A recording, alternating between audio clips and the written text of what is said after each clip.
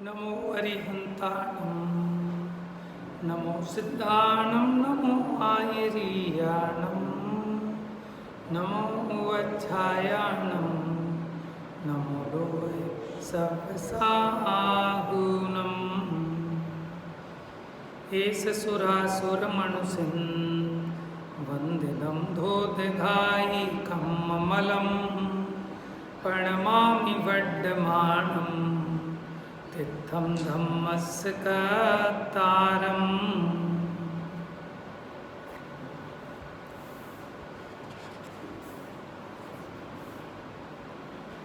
कल 124 नंबर की गाथा हुई थी और इसमें बिल्कुल हटके ही अलग तरीके से ज्ञान चेतना, कर्म चेतना, कर्म फल चेतना की चर्चा आई। पंचास्तिकाय ग्रंथ गाथा 39 में वहाँ उन्होंने कहा कि जो स्थावर जीव हैं उनको एकमात्र कर्मफल चेतना ही है, स्थावर जीवों को, और त्रस जीवों को कर्म चेतना सहित कर्मफल चेतना है। कर्म चेतना भी और कर्मफल चेतना भी है। और अरहंत भगवान को ज्ञान चेतना है, तो वहाँ पूर्ण ज्ञान की अपेक्षा का। ठीक है, अब यहाँ क्या कह रहे हैं, यहाँ अलग तरीके से बिल्कुल नया वर्णन है। पढ़ते हैं एक बार गाथा दोबारा। 124 नंबर की गाथा है। नाणम अठवी अपो कम्मम जीवेण जम समारद्धम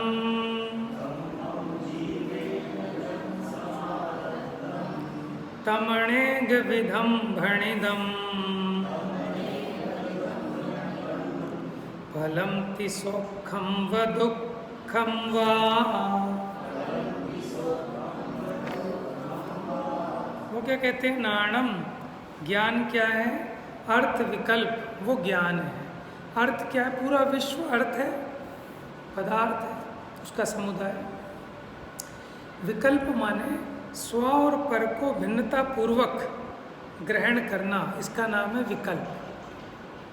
तो जो स्व और पर को, समस्त पदार्थों को भिन्न भिन्नता पूर्वक जिसमें अवभाषित होते हैं, जानने में आते हैं, वो ज्ञान है। कम्मम कर्म क्या है कि जीव के द्वारा जो समारद्धम माने किया जा रहा है, तम अनेक विधम भणिधम फलम थी, और उसका जो फल है वो क्या है, सुखम व दुखम व, सुख और दुख वो कर्म का फल है। गाथा में तो इतनी बात थी, लेकिन टीका में क्या बताया देखो। पहला पैराग्राफ टीका का, वहाँ ज्ञान बताया, तो जिसमें एक ही साथ स्व पर आकार अवभाषित होते हैं, ऐसा अर्थ विकल्प वह ज्ञान है। ठीक है, बताओ ये ज्ञान चेतना कितने जीवों को है? इस प्रकरण के हिसाब से सभी जीवों को है, चाहे निगोदिया हो चाहे कोई हो, सब जान रहे हैं ना सब पदार्थों को। अच्छा, जो आत्मा के द्वारा किया जाता है वह कर्म है।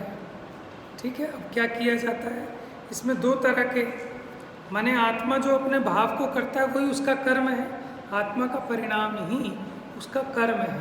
अब वो परिणाम दो तरह का है, एक तो उपाधि जनित, एक निरुपाधि, माने कर्म के उदय के निमित्त से होने वाला मोह राग द्वेष विकारी भाव रूप परिणाम, और एक कर्म के उदय से रहित, माने कर्म की उपाधि से रहित ऐसा जो शुद्ध भाव है, मोह राग द्वेष से रहित वीतराग रूप भाव, स्वभाव भाव, वो भी जीव का परिणाम होने से जीव का कर्म है।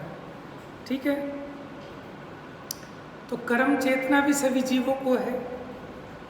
ठीक है, कैसी कर्म चेतना कि अपने जिस परिणाम को करता है उसके करने रूप भाव का चेतना, चेतन माने जानता भी है, वेदन भी करता है।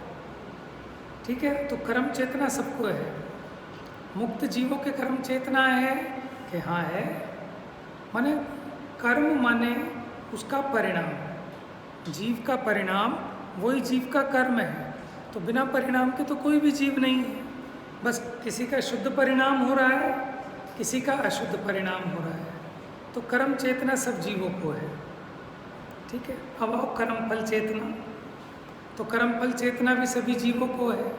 कर्म फल चेतना क्या कहा था? उस कर्म से उत्पन्न किया जाने वाला सुख दुख, अब जिसके माने निरूपाधि भाव था, जिसके शुद्धोपयोग रूप परिणाम था, उसके कैसा फल होगा? अतीन्द्रिय आनंद वाला। आपने पूछा था अलग अलग समय में, अरे भैया जिस समय शुद्धोपयोग है उसी समय सुख है कि नहीं? समझ में आया? लेकिन शुद्धोपयोग कर्म चेतना है, और जो अतीन्द्रिय आनंद आ रहा है वो कर्म फल चेतना है। अब बड़ी अटपटी लगेगी नए लोगों को बात कि ये भी कर्म चेतना और कर्म फल चेतना। तो यहाँ कर्म में 8 कर्मों की बात नहीं है। यहाँ कर्म में जीव जो अपने परिणाम को करता है उसका वो परिणाम उस जीव का कर्म है। तो बिना परिणाम के तो कोई जीव नहीं है। जो शुद्ध कर्म को करता है तो शुद्ध फल को पाता है, जो अशुद्ध परिणाम को करता है तो वो दुख रूप फल को प्राप्त करता है।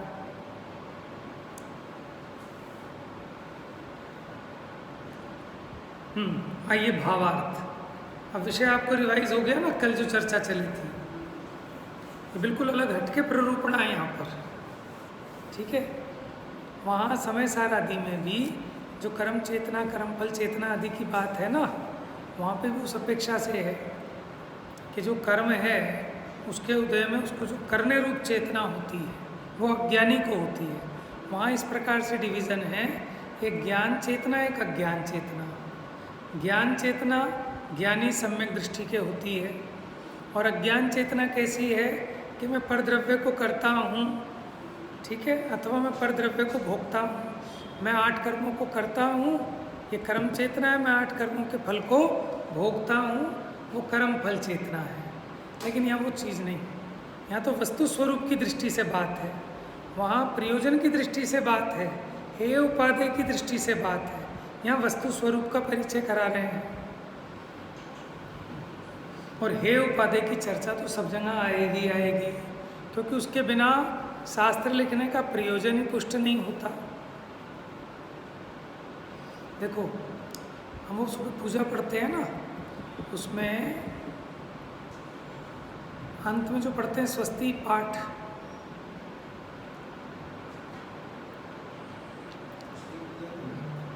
क्या ऋषभ अजित संभव, ठीक है, उसमें एक लाइन आती है द्रव्यानुयोग से और कर्णानुयोग से सत श्रद्धा, क्या है लाइन बोलो, देखो क्या लिखा, द्रव्यानुयोग कर्णानुयोग से, यही है ना।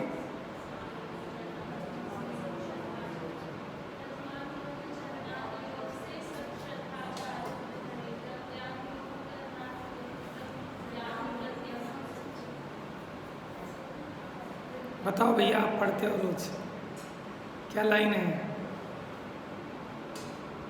द्रव्यानुयोग चरणानुयोग से सत श्रद्धा चारित्र धर, प्रथमानुयोग कर्णानुयोग दृढ़ ज्ञान वृत्ति दृढ़ स्वच्छ कर। गड़बड़ है, यहाँ रखी होगी जिनेंद्र, आराधना या पूजन की है? नहीं, पहले में चरण, हाँ पंडित जी की बात नहीं होगा इसमें शायद।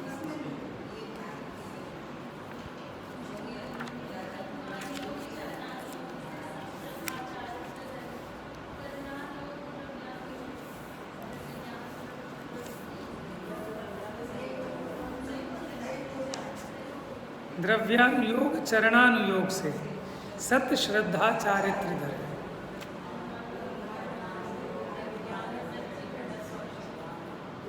समझ में आया ना? वो तो रोज पढ़ते हो हैं? देखो कैसी गजब अपना शिवोपम ज्ञान है। ये तो कुछ नहीं है, हम तो कह रहे हैं हो भी ना, आपको बिल्कुल याद रहे, भूलो नहीं, तो भी घमंड करने जैसा नहीं है। अपने को तो वैसे ही याद नहीं रहता, काहे का घमंड करो। चलो, तो किस बात पे कह रहे थे कि देखो समय सार जी हैं, वहाँ हे उपाधि की मुख्यता से कथन है कि कैसे अज्ञानी ज्ञानी बने, क्या है और क्या उपाधि है। और प्रवचन सार जी में वस्तु के स्वरूप की मुख्यता से वस्तु का स्वरूप दर्शा दिया आपको। हे उपाधि तो यहाँ भी होगा। चलिए पढ़ते हैं भावार्थ, जिसमें स्वरूप से और पर रूप से एक ही साथ प्रतिभासित हो सो ज्ञान है। माने स्वपने और परपने प्रतिभासित हो। देखो अज्ञानी को स्वपर भाषित तो होते हैं, लेकिन स्वपने और परपने भाषित नहीं होता। हाँ, थैंक यू जी। देखो, द्रव्यानुयोग चरणानुयोग से सत श्रद्धा चारित्र धरे, प्रथमानुयोग करणानुयोग दृढ़ ज्ञान वृत्ति दृढ़ स्वच्छ। खूब सोच समझ के लिखा होगा पंडित जी ने। द्रव्यानुयोग चरणानुयोग से, क्योंकि द्रव्यानुयोग और चरणानुयोग में हे उपाधि की मुख्यता होती है। द्रव्यानुयोग में और चरणानुयोग में हे उपाधि की मुख्यता होती है। तो कह रहे हैं सत श्रद्धा चारित्र धरे। तो द्रव्यानुयोग इसलिए कह दिया कि सत्य के स्वरूप की पहचान द्रव्यानुयोग कराता है कि वस्तु का पारमार्थिक स्वरूप कैसा है, तो उससे उसकी श्रद्धा होगी, और श्रद्धा होगी तो फिर स्वरूप में आचरण होगा। इसी का नाम चरणानुयोग है। चरणानुयोग इसी का तो नाम है। जैसी आपने श्रद्धा की, अब उसके अनुरूप आचरण करो। हम क्या समझते हैं चरणानुयोग मतलब जड़ की क्रियाकांड, ये छानना, वो करना, ये करना। अरे इतना मात्र नहीं है, वो तो उसकी बाह्य क्रियाएं हैं, वो तो निमित्तिक क्रियाएं हैं। वास्तव में चरणानुयोग क्या है कि जैसा आपने वस्तु का स्वरूप जाना, जिसको हे जाना उसका त्याग करना, जिसको उपादेय जाना उसका ग्रहण करना, इसका नाम है चरणानुयोग। और प्रथमानुयोग करणानुयोग, इनसे क्या हो रहा है? दृढ़ ज्ञान वृत्ति, माने दर्शन ज्ञान चारित्र दृढ़ और स्वच्छ करें। निर्मल भी होगा और दृढ़ भी होगा। क्योंकि प्रथमानुयोग की कथाएं पढ़कर, माने अगर अपना कहीं दर्शन ज्ञान चारित्र ढीला पड़ता हो, तो प्रथमानुयोग की कथाओं से अपने को बल मिलता है कि देखो मुनिराजों पर भी कैसे कैसे उपसर्ग हुए, तो तुमरे जिए कौन दुख है, मृत्यु महोत्सव भारी। तो मिलता है ना बल प्रथमानुयोग को पढ़ के। जैसे एक बच्चा गिर गया, उसके पैरों में चोट लग गई, रोने लगा, ठीक है, उसको हम क्या सुनाते पुराण, अरे तू इतने समय रोने लगा, तेरी बहन तो छत से गिर गई थी तब भी नहीं रोई। तो महापुरुष की कथा बताएं तो फिर उसका धैर्य बढ़ता है। और करणानुयोग के माध्यम से, माने जो हमने तत्वार्थों का स्वरूप द्रव्यानुयोग से जाना, अब उसके बारे में सूक्ष्म निरूपणा, जैसे जीव के बारे में, पुद्गल के बारे में और बारीक विशेष स्पष्टीकरण करणानुयोग के माध्यम से होता है। तो उससे क्या होगा? आपका दर्शन ज्ञान चारित्र दृढ़ भी होगा, स्वच्छ भी होगा। बात समझ में? सामान्य नून तो विशेषो, सामान्य शास्त्र,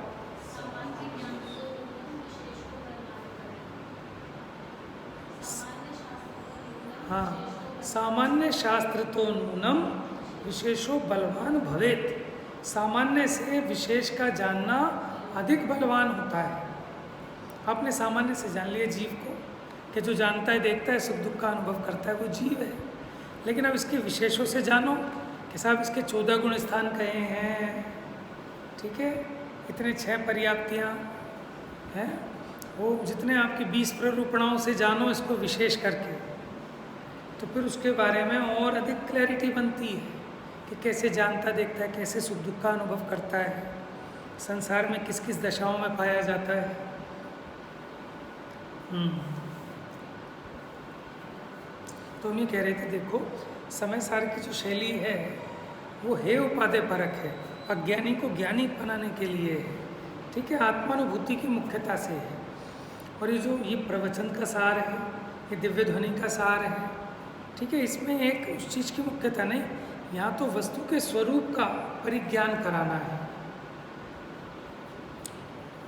तो जिसमें स्वरूप से और पर रूप से एक ही साथ प्रतिभासित हों सो ज्ञान है। लेकिन देखो आप इसमें दोनों अर्थ ले सकते हो।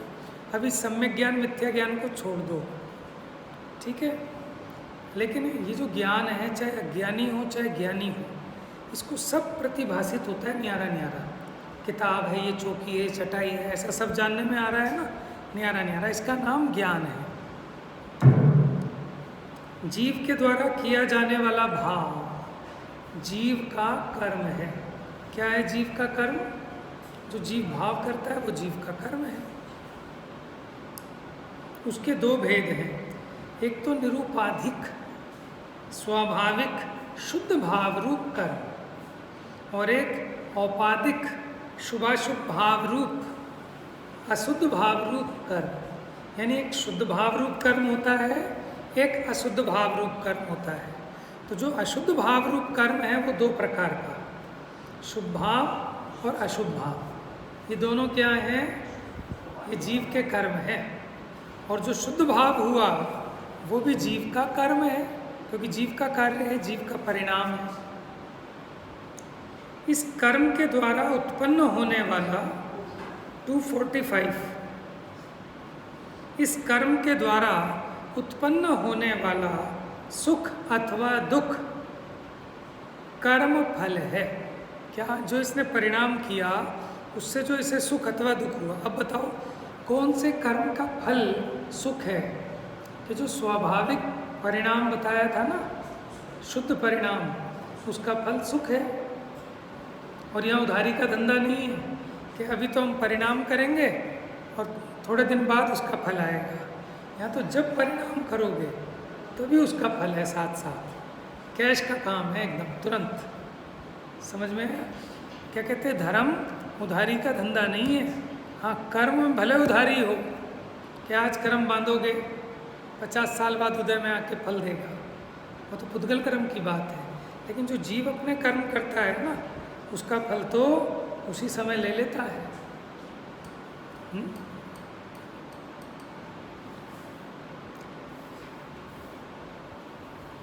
वहाँ द्रव्य कर्म रूप उपाधि में युक्त न होने से जो निरूपाधिक शुद्ध भाव रूप कर्म होता है, उसका फल तो अनाकुलता जिसका लक्षण है, ऐसा स्वभाव भूत माने स्वभाव से ही उत्पन्न होने वाला सुख है।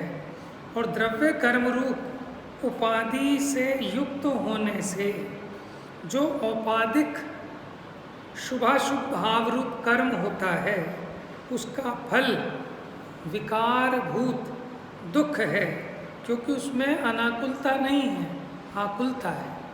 तो अब देखो, आप चार्ट अपने मन में बनाओगे, चल रहा है ना, अभी पूरा थोड़ी हुआ है, परमानेंट मार्कर है, ठीक है।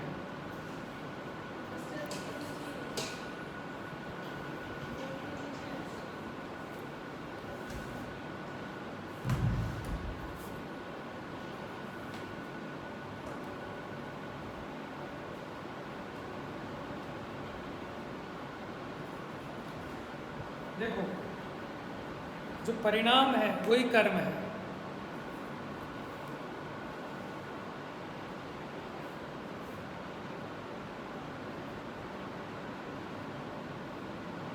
परिणाम कोई कर्म का, ठीक है। वो 3 प्रकार का, कौन कौन सा? एक तो ज्ञान रूप परिणाम, ठीक है, और दूसरा कर्म रूप,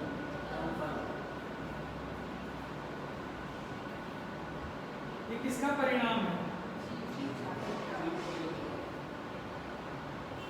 चेतना की बात थी ना, ये जीव चेतना परिणाम वाला है।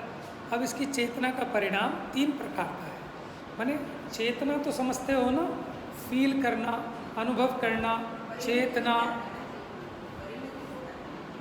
है। हाँ, वो तो बात ठीक है, अभी कर्ता कर्म क्रिया नहीं।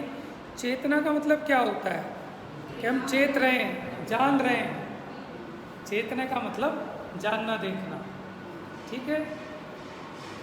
अब देखो, एक तो जानने रूप चेतता है, एक करने रूप चेतता है, और एक उसके वेदने रूप, वेदन रूप चेतता है। ठीक है। और ये सबके होती है, ज्ञानी हो अज्ञानी हो सबके। ज्ञान माने जानना देखना, ये जानने देखने रूप परिणाम सबको है। तो ये ज्ञान चेतना सबको है, सब चेत रहे हैं, सब जान रहे हैं। अच्छा, कर्म, कर्म क्या बताया था? वही जो जीव का परिणाम है वही कर्म है, लेकिन इसमें करने रूप ऐसे इस भाव की मुख्यता रहती है। लेकिन अब करने रूप भाव दो प्रकार के, एक शुद्ध भाव, एक अशुद्ध भाव। इसी को यहाँ पे क्या कहा? उपाधिक और निरुपाधिक। ठीक है। कर्म माने दो प्रकार, शुद्ध अशुद्ध। अब शुद्ध का फल आएगा सुख, और कर्म फल दूसरे वाला आएगा दुख। अब सुख किसके कारण आया? ये जो शुद्ध भाव किया तो सुख आया, अशुद्ध भाव किया तो दुख हुआ। आया क्या? हुआ उसी समय। समझ में? वो भी जीव का ही परिणाम है। अच्छा, एक बात बताओ, ये तीनों परिणाम एक साथ एक समय में होंगे कि क्रम क्रम से होंगे, एक के बाद एक?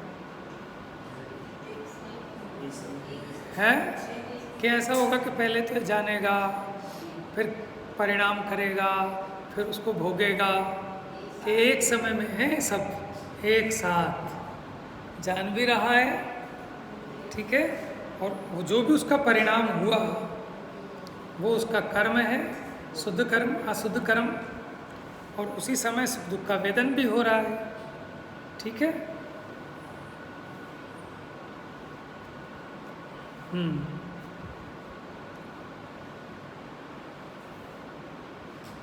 इस प्रकार ज्ञान, कर्म और कर्म फल का स्वरूप कहा गया है।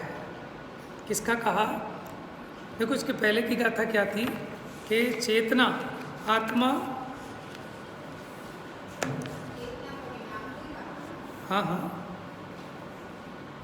देखो, आत्मा चेतना रूप से परिणमित होता है, और चेतना तीन प्रकार से मानी गई है: ज्ञान संबंधी, कर्म संबंधी और कर्म फल संबंधी। चलिए, अब ज्ञान, कर्म और कर्म फल को, अब कोई पूछे साहब ये ज्ञान क्या है, ये कर्म क्या है और ये कर्म फल क्या है, कि तीनों क्या है? तीनों परिणाम हैं। लेकिन ये तीनों परिणाम किसके हैं? चेतना परिणाम है तीनों। तो चेतना परिणाम कौन है? आत्मा है। चेतना परिणाम कौन है? तो भी ये निश्चित करते हैं, ज्ञान, कर्म और कर्म फल ये तीनों आत्मा ही हैं, क्योंकि आत्मा का परिणाम है। देखिए गाथा, हाँ, चेतना का कार्य है। देखो, इसमें भी एक बात और है। आप ये कहोगे कि जो राग द्वेष हुआ अथवा वीतराग भाव हुआ, ये तो चारित्र का कार्य है कि भले हो, लेकिन अभी तो हम चेतना की मुख्यता से देख रहे हैं। समझ में? जैसे हम कहते हैं शुद्धोपयोग, शुभोपयोग, अशुभोपयोग। अब ये शुभ अशुभ शुद्ध, ये तो चारित्र गुण की पर्याय हैं, लेकिन इसमें उपयोग लगाया ना, उपयोग। उपयोग, उपयोग किसे कहते हैं? जीव के जानने देखने के परिणमन को उपयोग कहते हैं। तो वहाँ वो चेतने की मुख्यता से है, माने उसका उपयोग उसमें तन्मय है।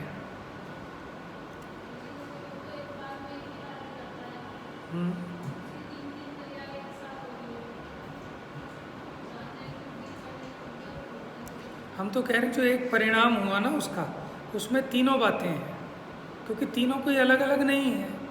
एक ही समय में, अभी मैं ये नहीं कह रहा कि शुभ उपयोग और अशुभ उपयोग और वो एक साथ होगा, वो एक साथ नहीं होगा। शुद्ध उपयोग होगा तो शुभ उपयोग नहीं होगा, शुभ उपयोग होगा तो अशुभ उपयोग नहीं होगा।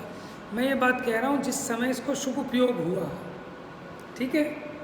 जिस समय शुभ उपयोग हो रहा है उसी समय उसको मंद कषाय का भोग भी हो रहा है कि नहीं, माने उससे तीव्रता में जो मंदता है उसी समय में उसका भोग भी है, माने जितनी उसको आकुलता की मंदता है वो भी है, और उसी समय में वो उस आनंद को भी जान रहा है कि नहीं जान रहा है, वेद भी रहा है जान भी रहा है, तो जानना भी है उसी समय, वो परिणाम का करना भी है और उसका भोगना भी है, समझ में है। लेकिन ये तीनों ही चेतना के परिणाम होने से चेतना से अनन्य है, माने आत्मा ही है, आत्मा कहीं अलग से नहीं मिलेगा।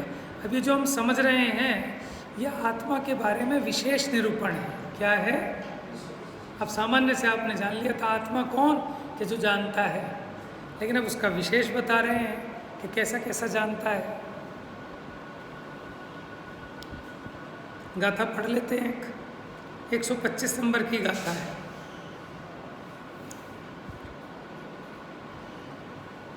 एक 125 नंबर गाथा। अप्पा परिणाम अप्पा परिणामो नाणकम फल भावी तम हाणाणम कम्मम फलम च आदामुणे दव्वो। कितनी सरल गाथा है। अप्पा माने आत्मा, परिणाम अप्पा, आत्मा कैसा है? परिणामात्मक है, माने परिणाममयी है। कौन? आत्मा। परिणामों, और परिणाम क्या है? नाण माने ज्ञान, कम माने कर्म, और फल माने कर्म फल। ठीक है। तम हा नाणम कम फलम, इसलिए ज्ञान को, कर्म को और उसके फल को आदा मुणे दव्वो, मुणे दव्वो माने जानो। क्या जानो? आत्मा जानो। किसे? कर्म को, ज्ञान को और कर्म फल को एक आत्मा जानो। माने आचार्यों की भी क्या गजब की मतलब स्टाइल है समझाने की बातों को अलग अलग तरीके से, कि किसी प्रकार ये जीव को ये आत्मा प्रत्यक्ष हो जाए, वस्तु का स्वरूप हाथ की रेखाओं के समान प्रत्यक्ष दिखने लगे। इतनी मेहनत की है आचार्य देव ने। बताओ बुद्धि का जोर है कहाँ? देखिए अन्वयार्थ। आत्मा परिणामात्मक है। अच्छा, परिणाम और परिमाण, इसमें कोई अंतर है कि एक ही बात है? परिणाम और परिमाण, नहीं आई बात समझ। एक तो होता है परिमाण, परिमाण का मतलब होता है मर्यादा, लिमिट है, और परिणाम, परिणाम का मतलब होता है एक तो फल, एक परिणाम का मतलब भाव। तो यहाँ फल के अर्थ में नहीं परिणाम, यहाँ भाव के अर्थ में। ठीक है। माने आत्मा जिस भाव को प्राप्त करता है वो भाव ही उसका परिणाम है। तो आत्मा कैसा है? परिणामात्मक है। परिणामात्मक तो सभी द्रव्य हैं, लेकिन ये चेतन परिणामात्मक है, और वो चेतना परिणाम 3 प्रकार से कहा गया: ज्ञान, कर्म, कर्म फल। अब देखो, कर्म फल चेतना सिद्धों के है कि नहीं? यहाँ जो प्रकरण चल रहा है उस अपेक्षा तो है। उनकी कर्म फल चेतना कैसी है? सुख रूप। अच्छा बताओ, सिद्ध भगवान को शुद्धोपयोग है कि नहीं?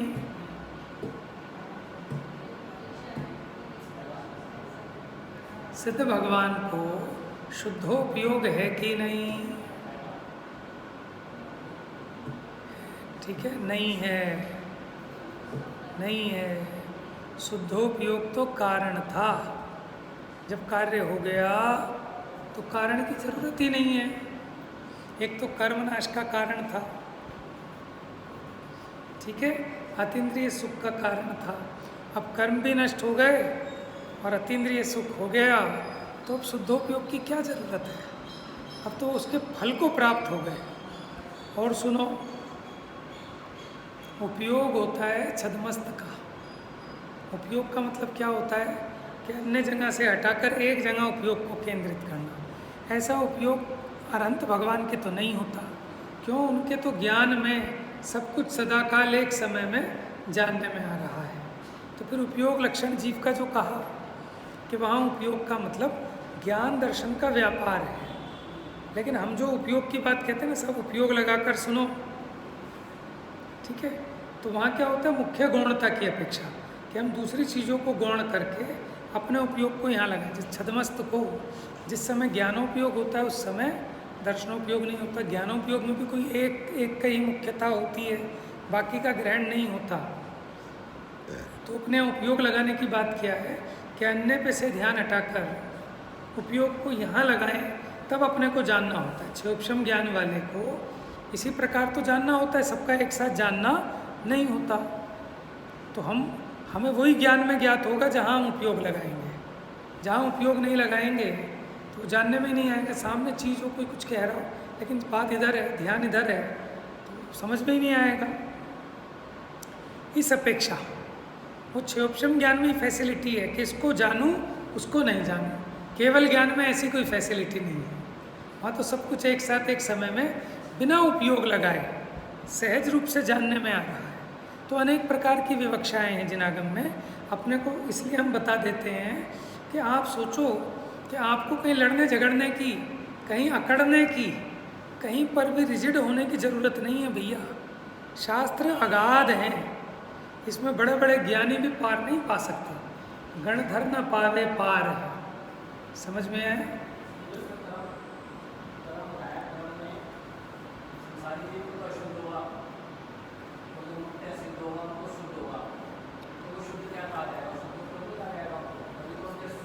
देखो ऐसा है, अशुद्ध सिद्धों की अपेक्षा से आप भले अशुद्ध कह दो, लेकिन सर्वथा अशुद्ध थोड़े ही है। जब तक अज्ञानी है तब तक तो पूर्णतया अशुद्ध है। लेकिन चौथे गुण स्थान के बाद आंशिक शुद्धता भी है और आंशिक अशुद्धता भी है। जैसे मुनिराज को क्या कहते हो कि वीतरागी है, तो ये वीतरागी हैं, तो फिर तो 12वें गुण स्थान वाले क्या हैं फिर? कि वीतरागी तो 12वें गुण स्थान वाले होते हैं, लेकिन छठे सातवें वालों को भी वीतरागी कह दिया ना। माने चौथे गुण स्थान वाले, 5वें गुण स्थान वाले उनको ब्रह्मचारी कह देते हैं। ब्रह्म नाम किसका है? आत्मा का। जो उस आत्मा के स्वरूप में लीन हो वो ब्रह्मचारी है। लेकिन अपेक्षा है ना, किस अपेक्षा से क्या कह रहे हैं, ठीक है?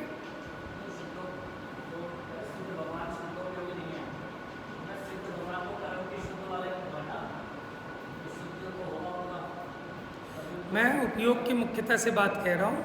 देखो, सिद्ध भगवान को शुद्ध भाव तो है। क्या कह रहे हैं? शुद्ध भाव तो हो गया, लेकिन शुद्ध उपयोग नहीं कह रहा। कह भी दो तो कोई आपत्ति नहीं है, लेकिन मैं आपका ध्यान इस तरफ एकाग्र करना चाह रहा हूँ कि उपयोग क्या होता है कि जब तक ये बुद्धिपूर्वक करता है ना, समझ रहे हो? ये जो क्षोभम ज्ञान वाले कोई उपयोग लागू पड़ते हैं, क्योंकि वहाँ वो फैसिलिटी है कि वहाँ से उपयोग हटाए, इसको मुख्य हम जानते ही ऐसे हैं। तो हम जहाँ उपयोग लगाएं कि साहब मेरा उपयोग नहीं था, मेरा उपयोग कहीं और चला गया था, यहीं बैठे, लेकिन उपयोग दुकान पे, तो दुकान का जानना हो रहा है। लेकिन केवल ज्ञान होने के बाद ये उपयोग वाला खेल खत्म। अब सब कुछ एक साथ युगपत जानने में आएगा, ठीक है? तो ग्रंथों में अनेक अपेक्षाओं से अनेक वर्णन हैं, लेकिन सियादवाद के द्वारा सब सदते हैं और एकांत से काम नहीं चलता, ठीक है? आप जो कुछ भी कहें, लेकिन आपको उसकी यथार्थ अपेक्षा पता हो तो कोई आपत्ति नहीं है। तो यहाँ जो आप कह रहे हो ना कि शुद्ध कहा अशुद्ध कहा, तो फिर तो शुद्धोपयोग भी अशुद्ध के खाते में जाएगा, शुद्धोपयोग भी अशुद्ध के खाते में जाएगा। लेकिन हम कहेंगे कि आपकी मर्जी, आप जैसा मर्जी डिवीज़न कर लो। देखो, जो माने 12वें गुण स्थान वाले मुनिराज हैं, ठीक है? अब उनके थोड़ी अशुद्धता भी है, थोड़ी शुद्धता भी है।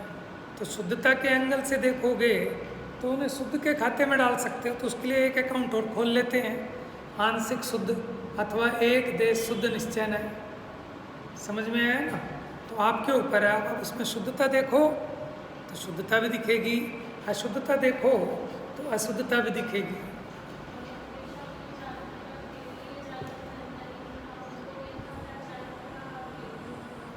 किनको ना ना, हाँ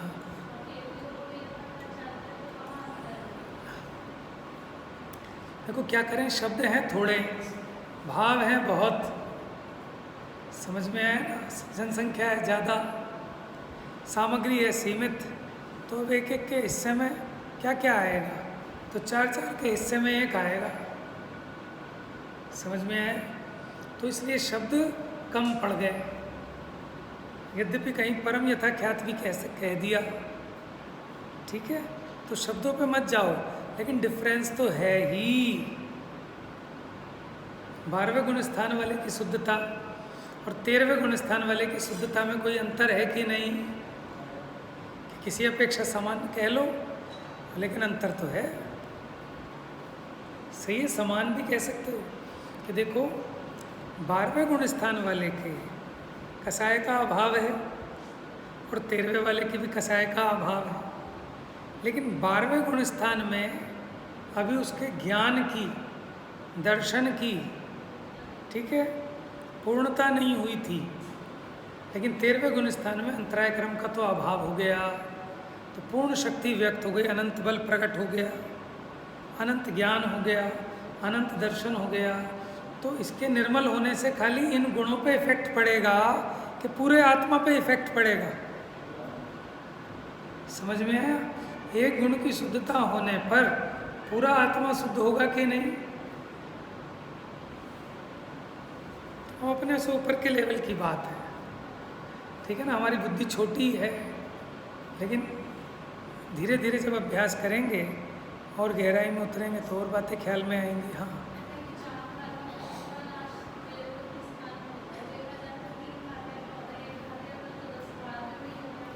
वहाँ तो पूरे की अपेक्षा है ना।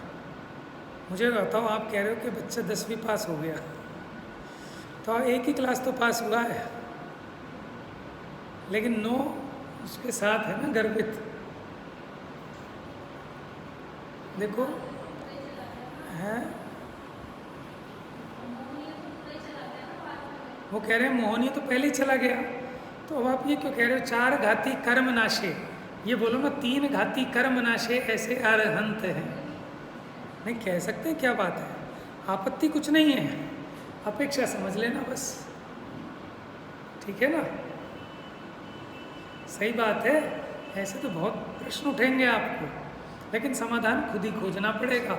आप सोचे शास्त्र में लिखा मिल जाए मुझे, उतना शास्त्रों में आ नहीं सकता। ये ज्ञान बहुत अधिक है, शास्त्र बहुत थोड़े हैं, शब्द थोड़े हैं, अवक्तव्य बहुत है। जितना कुछ वक्तव्य है ना, उससे अनंता अनंत गुना अवक्तव्य है, समझ में है। तो घबराने की क्या बात है, यही ज्ञान केवल ज्ञान रूप हो जाता है। आप सोचो, मैं 20-25 साल पहले पीछे मुड़ के देखता हूँ, हमें इतना भी नहीं पता था, मैंने छोटी छोटी बातें नहीं पता थी, आत्मा क्या होता है, आत्मा का लक्षण क्या है, ये नहीं पता थे। लेकिन अब हमें इतनी बातें पढ़ने को मिल रही हैं, सुन रहे हैं, समझ में आ रही हैं। तो हम अगर देखते हैं ना, 25 साल पहले हमने कल्पना भी नहीं की होगी कि हम इतना पढ़ लेंगे, हमें इतनी बात सुनने पढ़ने मिल जाएगी, समझ में आ जाएगी। कल्पना भी नहीं की थी। कभी चले जाते थे मंदिर मम्मी पापा के साथ, कभी बचपन में चले गए, नहीं तो कुछ नहीं पता, ठीक है। शास्त्र खोल के भी कभी देखा हो, तो कभी मम्मी के साथ बैठ के कोई कहानी निकाल के देती हो, भले पढ़ ली हो, ऐसा कुछ नहीं पता। तो ऐसे ही आज हमें लगता है कि हमारा ज्ञान तो छोटा सा है, लेकिन भाई साहब यही ज्ञान केवल ज्ञान रूप हो जाता है, समझ में आए।